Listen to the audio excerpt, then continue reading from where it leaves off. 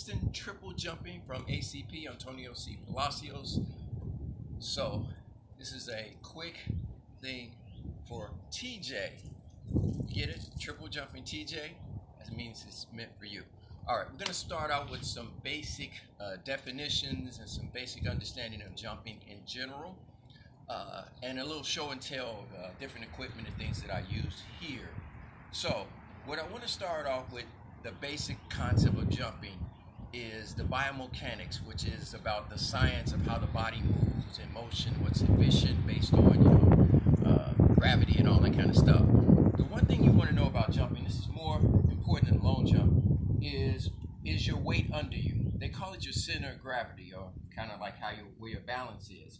If you see in the long jump, if you're leaning forward, it's hard to jump and you over rotate. In fact, the girl in your event, I think who took second, was almost a world-class jumper, but she kept over-rotating and going forward instead of having her weight straight up under her, like this. If you go too far back, it's hard to jump that way as well. So the point is to have your weight right up underneath you when you jump, and you get more power and more efficiency when you jump. Now again, this is more important when you're on the long jump board.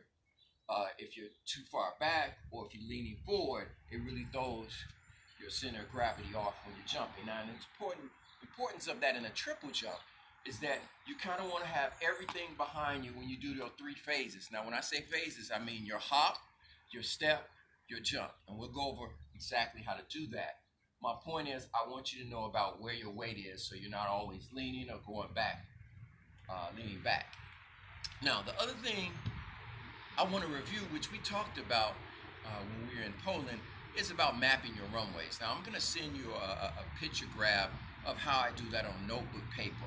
But if you remember, you and I start the same way with our right foot forward, our left foot back, which is also our jump foot.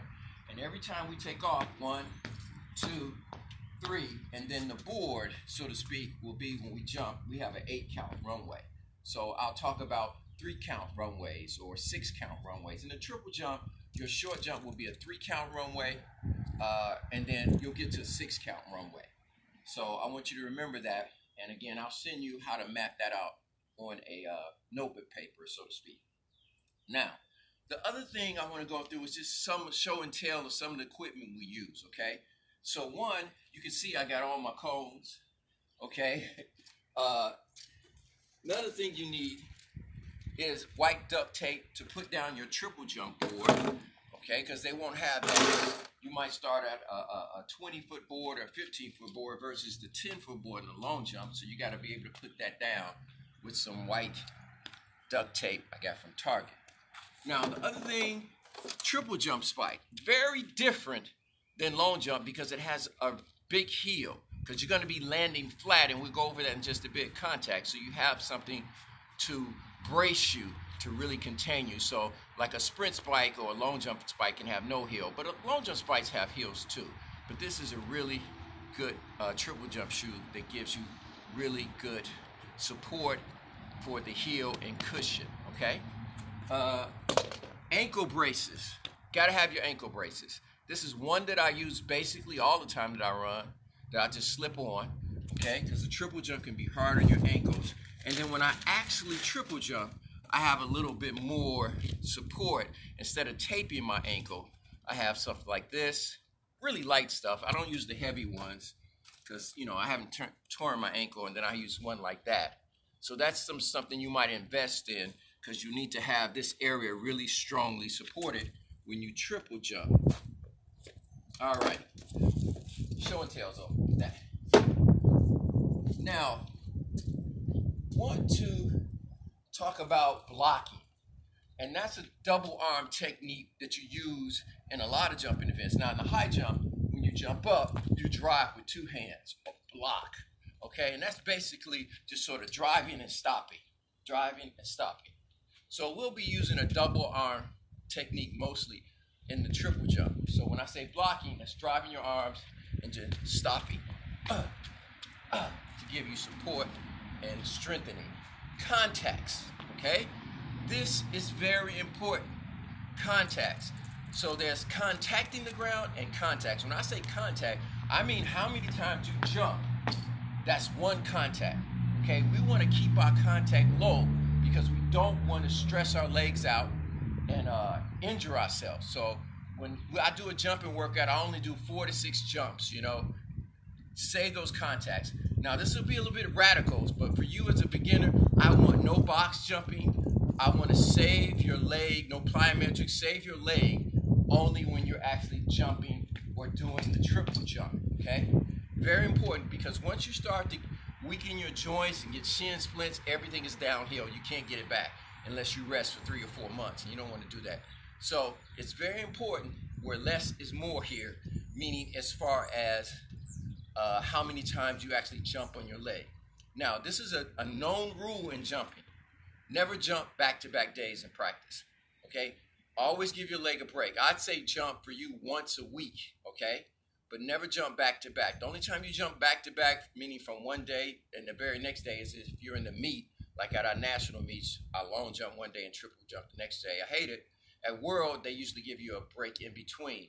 You know, you want to let your legs, you know, rest from all that contact and pressure that you can put on it in triple jumping. Now, contacting the ground is very important in the triple jump, because this is what most people do wrong when they start the triple jump. Because it's so hard on your legs, when you actually jump, what people try to do is land on their toes to brace them, or when they jump, because it makes them feel springy. But the triple jump is so hard and powerful, if you do that, it sends all the stress up into your shins, and that's where you go wrong. Contacting in a triple jump is landing basically flat, flat, flat, flat, okay? Now, you learn to snatch or transfer the power. I like to think of when you're hitting the ground, even though you're landing flat, think of the ground as hot coals. And oh, you got to get your foot off of that. Got to get your foot off of that. So you sort of snatch, you know, kind of like a horse. You snatch, okay? But you're going to land flat. And you need your posture, you should be straight up, okay? So that's very important. Most people, beginners, do a big hop. They land here and they do a little bit step and so forth. So you got to learn how to land flat on each one. Okay? I remember as a kid, my mom used to drive her crazy. When I was a triple jumper, I would always walk with heavy feet, even though I'm so skinny and light. Because I'm like, I'm a triple jumper. I got to get used to that power and that banking. All right. Let's get into what we're going to actually do here today. Teach you how to triple jump. Now, we're going to start small and then progress, okay? So the first thing I want to start with is the standing triple jump. You know, like the standing long jump, you get at the end of the pit and you just jump in, okay? The standing triple jump is the same, but I'm going to do what's called the standing triple jump. Bit redundant, but what I mean by that is we're going to take off our hop phase off the same leg, our right, the same as the long jump. Now, I want you to just put your leg up here and hop, okay? Now, notice how straight up I am. Notice how I land flat. Notice how you can see me leaning forward, this and that. So, this is the standing triple jump. Hop, step, jump, okay? So, I like to call a triple jump hopscotch or rocket fuel. So, you take off and land on the same leg. That's your hop. Then you step to the second leg, and then you jump into the pit. This black towel is supposed to be my pit, but it's not working. Now, they call it hop, step, and jump, but I like to think of jump, jump, jump. Because what's going to be really important when you're doing the triple jump is sit down with pen and paper and a calculator and learning your ratios. How far you need to jump in each phase to get the distance you want. I like to think of the triple jump as chess, not checkers. So somebody like you who has a great brain, great intelligence, you may not have the athletic ability to hops or speed or whatever, but you can outthink your opponents by just learning your technique, okay, and learning your ratios, okay? And what I mean by ratios is, I mean this. This is what these cones are for. Let's say I want to go 3 feet on my hop. 1, 2, 3. I put a cone there. And then I want to go 3 feet on my second phase. 1, 2, 3, which is the step. And then 3 feet on my jump. 1, 2, 3. Or jump equals into the sand pit. Okay? So, if I'm doing a standing triple jump, and this is how you learn it, I want you to learn here. You go hop, step, jump. Okay? Learn your ratios. For example, my ratios in Poland was 15-5 on my hop, I think 12-5 on my 12 feet 5 on my step, and then about 14 feet on my jump. So I'm always constantly writing down how far I want to go. Some people are even jumpers. Like if you're trying to jump 30 feet, you jump 10, 10, and 10. More than likely, the second phase is the hardest to do, but that'll be your strength because you have such long legs if you do it properly. So, learn your ratios. Now, when you're going to be learning the triple jump, before I get into this important drills, you take it one step at a time. So, that was a standing triple jump. This is what's called a one-step triple jump. And you'll work your way back. So, one step means one, and that's going to be the board. So, hop, step, jump. Now it looks a little strange because it looks like 4 hops because I'm actually striding just one step. But you have to build up to learn how to use the speed, okay? So you'll use I'll have you use a 3-count runway in the beginning where it's 1, 2, 3, and that's the board, okay? All right, let's get into some drills that I created to help a beginner learn. We're going to call this the swim and block or hop step. So I try to do as many drills simulated, meaning non-contact, to save your body. These you can do all the time, and you learn the rhythm. So the first thing I'm going to do is I kind of use what's called a single, basically run off the board like you're running. So not a complete block. So in other words, what I want you to do, you put this leg, and you put your left leg is on the board where you take off. You put your right leg up like you're running to the board. Now, you take this arm and you put it on your hip, the right arm right there, and this arm. So it's like you're running. So this is the position you start in. And what we're going to do is swim off the board, which is a hop, and then we're going to block into our step. Okay? So this will be your money drill. Learn how to swim, block into step, and then jump. Okay? So, show you again. Hands here, hands that. Swim, block, jump. And you drive on that last phase. Okay? And you can do it walking into a thing. You walk, walk, walk, walk, hop, step, jump. Okay? Now jump, drive. In the triple jump, I worry most about those first 2 phases. You know, am I going to go 10, 10, and 20, and you get whatever you can on the jump. Okay? This is your money drill. Swim, which is the hop, step, hold, and then jump into the sand pit. Okay? Now, I want to show you another drill that's really simple. To get yourself used to the second phase of the step, you know how you go like that, you're blocking? You can sit down and say, this is my step. I'm holding it. I'm holding it. I'm holding it. Foot up. I'm holding it. Okay? So don't be afraid to just get down. Now, I used to do things where I jump up into the step, but I can't. It's too hard on my knees. All right? So your money drill is the swim step drill.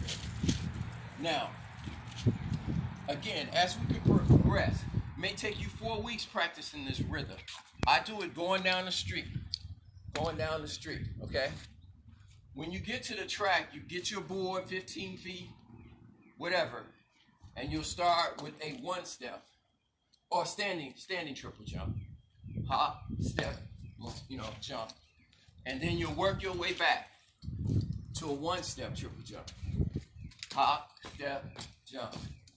And then you'll keep working your way to two-step. 1, 2, hop, step, jump. Okay? All right? It'll be maybe 6 to 8 weeks before you even get back to a 6-count runway. But learn your technique where you're not leaning too forward and that. And remember, no more than 4 to 6 jumps every jumping technique. Or maybe 6 to you or 6 to you. Okay? Watch your contacts. Very important. Don't want those shins and knees to go before you get to do something where they're at nationals. All right. Now I'm going to close with one other drill here. Non-contact drill, which is I call the up and down. So I'm going to use these crates. This is something that I created for my athletes to keep them muscle memory and rhythm. Okay, turn it into a comedy show here. And there's a thing at most gyms that you can do this on. Okay? It's a thing at most gyms that you can do something that's on. You know that thing where you do pull-ups, you get up on it, and it's like that, and then you bring your legs up, which I can't do? Or you can get up on that and do these drills. These are called up and downs. And basically you put up and you go up. That's your step. Up into your step. Down. Up into your step. Jump down. Now, I don't jump as much now because it's too hard on my legs. Now, what I like about this drill is that it simulates the upper body strength you need to do the step phase, okay? To do that. You can even simulate the entire triple jump motion without jumping on something like this. For example, you can say 7, 8, hop, step, jump. Now that's not something you'll do because you're very new at it. But I can even do the whole runway. 1, 2, 3, 4, 5, 6, 7, 8, hop, step, jump, jump down. The only thing I would want you to focus on though is the up. Stay tall. Hold it, 5, 6, 7. Hold it, hold it, 7. Okay? So, important to this is non-contact. Non-contact, great upper body strength. Okay? Now, I'm going to conclude with why I wanted to do this drill for you.